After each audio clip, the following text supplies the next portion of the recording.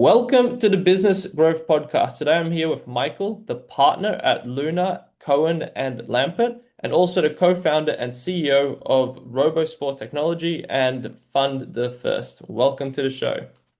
Thank you for having me. It's LaLuna, Cohen and Lampert, just to Love. clarify.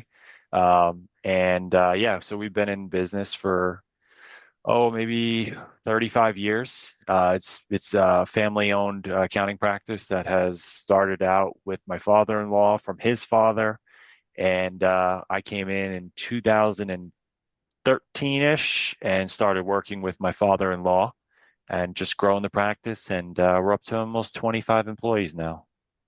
Oh, nice. Yeah, that's pretty cool. And then so you've got a bunch of different businesses. I saw previously you were an accountant and then you started all these like different businesses. So where did that come from? What made you decide, okay, cool, let's, pack it up as an accountant and then start my own businesses? Yeah, so I always had a vision for being a part of a variety of different companies, starting companies from the ground up and helping them grow. Accounting for me was like the core backbone or spine of all businesses, knowing the finances and knowing how to handle taxes. The rest of it you kind of can learn along the way using technology and using YouTube and understanding what resources are out there for the marketing and for the sales and how to set up communications, and everything else can kind of come a little bit easier once you understand the core, which is always going to be the accounting for me. Right. And then, so where would you say that like entrepreneurial spirit came from? Is that because you said your father-in-law and family has been running this type of business, or where did that kind of come from? Um, I guess in college, when I was going for my accounting degree, I was like, all right, should I do business management? I was that for 1 year, my freshman year. And then I went to the marketing. And then I was like, why am I jumping back and forth to any of these when I know that the accounting is like the core area? Let me learn that. And then I could bring all the other expertise components together in the future. And when I first started, getting an accounting job back in 2012 was my first accounting job. I I graduated in '08 from college, played a couple years in the minor leagues for the Detroit Tigers organization. So I was a professional baseball player for a few years and didn't know what to do after that. Mhm. I went into the fitness profession, started doing certified personal training for a number of years, then got my first job in a large accounting firm called Markham, who actually just went through an acquisition with a big firm, publicly traded, CBIZ, last year. So Markham no longer exists. But starting in that role as an accountant just gave me a good experience, and ultimately, it wasn't until after I met somebody in the baseball industry where I started to go down the path of developing what we are doing at RoboSport. Um, and just from doing pitching lessons in my free time is where I connected with a father who had a vision for a piece of technology that would help kids with training. Basically, it's a robotic batting tee that moves to different locations. And that's Mhm. kind of where it started because I was doing accounting full time. And then during off season, doing pitching lessons with his kids, he came to me with this idea, and I was like, "Oh, that's interesting. Let's go do this." So right now we have about 12 patents, and the product's almost ready to be launched. It's been a long time, but there's a lot of resources that we had to go through and people we had to meet. So learning how to pull all that together just got me interested in being more of an entrepreneur and not just doing taxes. I still do that Mhm. full time, of course, but I do have my hand in like five other companies, which keeps me busy and it keeps things fresh and exciting for me. Yeah, that's awesome. Sounds like you have a bunch of experience across a lot of different industries, which is really cool. And then how did you find the transition of moving from working for someone to working for yourself? I thought it was the greatest thing in the world. You kind of you don't have a ceiling over your head, and you don't have Mm. somebody else telling you that you are only going to earn this amount of money this year based on what we tell you. No, for me, it didn't work. I didn't enjoy feeling trapped, if you will. And while I was there, I was in the middle of working on RoboSport. When I was working at Markham, I was doing stuff with RoboSport. So, and I always knew like I wanted to have more things happening in my life than just doing a 9 to 5 job. Hmm. So that is kind of that gave me the freedom when I stepped outside of working for Markham to be able to control my own future. And Hmm. it was one of the greatest moves for me personally. Yeah, yeah, I definitely resonate with the being in control of how much you make because I was previously a consultant at Deloitte and then like worked there for a bit over a year, crushed every project, and then got a 3% pay increase, and inflation is like even more than that. So essentially, I was getting paid less money than when I started, and that kind of made me realize as well like there's like a ceiling to how much you can make, and you're not really in control even if you like smash everything that you do. So that was a big thing for me as well. I mean, the one thing that I I would like to say is that it is scary at times when you're not you're not working for somebody else. There's no, it's not made for everybody. So if you can't deal with the mental attitude that you need to have with the ups and downs of being an owner, it may not be right for you, and that's okay. It's okay to say that, but you have to recognize it early because you could lose your shirt, you could lose your house if you go down the path of investing all this money into your own business and you're not the person that should be doing this type of job. Hmm. So, you just got to be careful, learn what your strengths are, and if you need to surround yourself with good key team members, then do that early on. Yeah, yeah, definitely. Yeah, I find it is like you said, it is a emotional roller coaster. You have some days where you're crushing, everything's working, and then you have some days where nothing's working at all. So definitely is, and having that like grit, I would say, and being able to stick at something for extended periods of time without immediate gratification is definitely a skill set in itself. Yeah.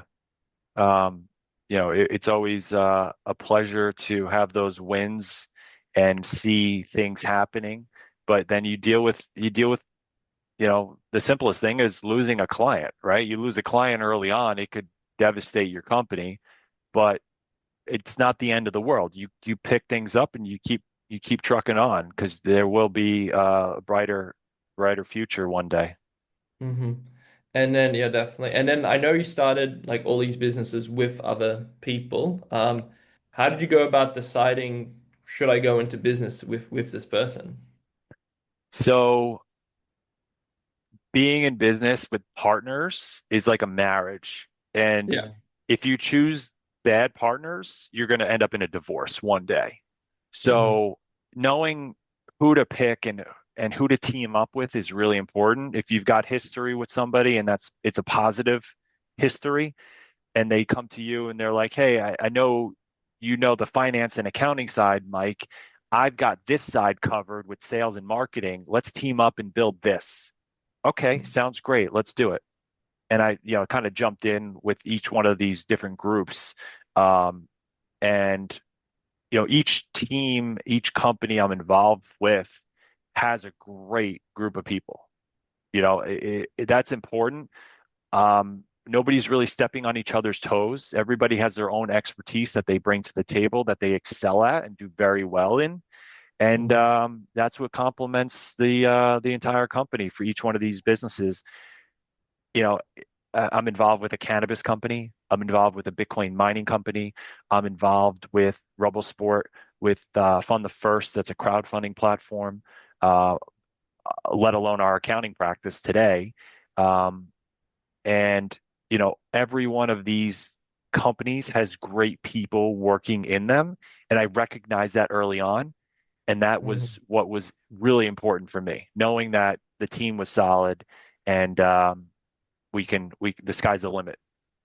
Oh yeah. Yeah, yeah. Having the complementary skill sets is definitely important as well. There's no point having two of you in the business, and yeah, you are gonna then step on each other's toes. And then so how did you find these other people that you started these businesses with? Um, just good friends, good relationships with people. For me, I generally like to have a lot of contacts in my network, and the people that I am involved with within these businesses were close friends, close contacts that they were all go-getters. You know, Mhm. not one of these people are somebody to sit back and just mosey on through life and, oh, let's start a business and it takes 15 years. No, there's always work being done every single day, every single week that moves forward the needle. And that's what is really important. If you see that somebody's a go-getter and they're going to go figure out what I got to do Mhm. tomorrow, today, and plan for that, that's how you know, like, all right, I got a good partner here. Um, the team that I'm working with a little bit more now. Recently, the company I've gotten involved with is a Bitcoin mining company called Simple Mining. They're one of the top companies in the country for hosted Bitcoin mining, and the CEO and owner is just a go-getter. He's that guy that's planning for tomorrow, today, and he knows what he needs to get done. He doesn't leave the office until he finishes the tasks that he set up for the day, and Mhm. he makes sure his attention and time is dedicated to pushing the company forward. So, working with somebody like him is inspiring because you get to be pushed yourself. Mhm. Nice. Yeah, I like that they're go-getters. You can just tell some people that just like you said, I think you said mosey in life and don't really do much, and the people that take massive action.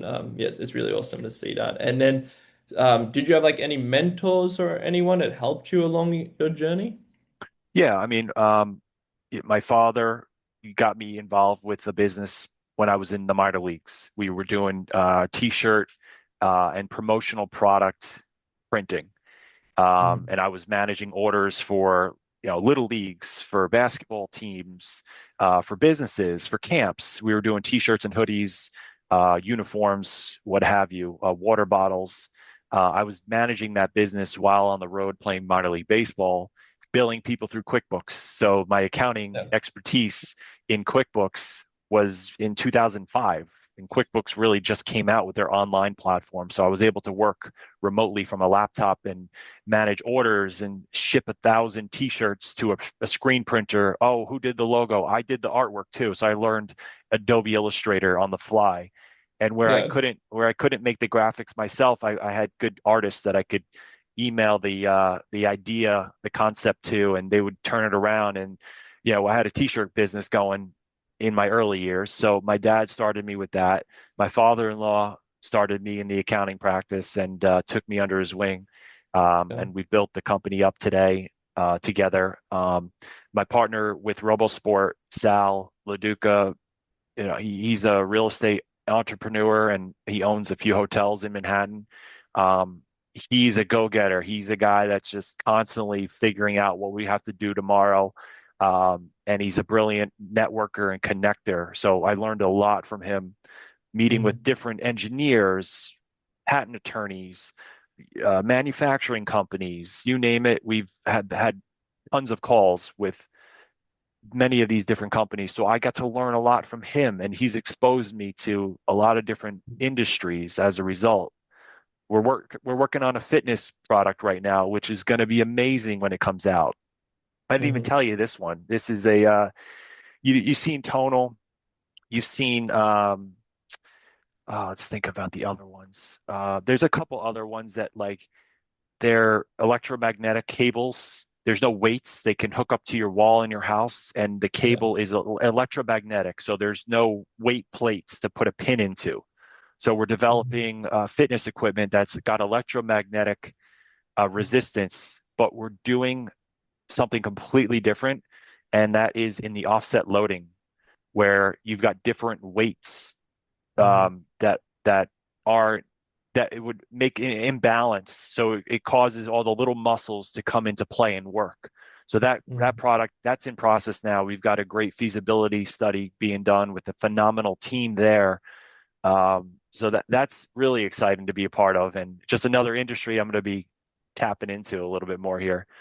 Mhm. But every step of the way, there's a mentor in my life that has kind of brought me under their wing and showed me the ropes, and I'm just learning every day from them.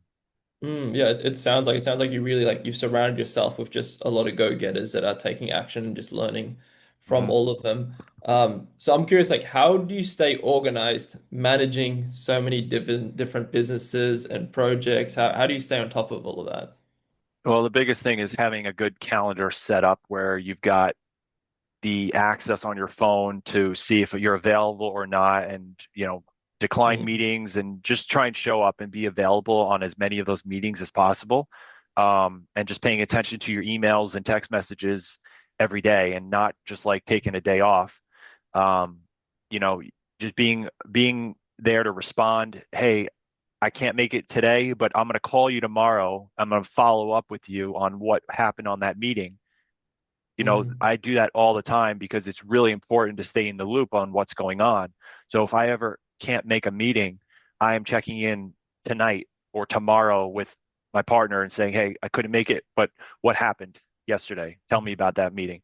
So that that was one thing that I like to make sure I do, just always be available to catch up and stay in the loop on mm, what's going on.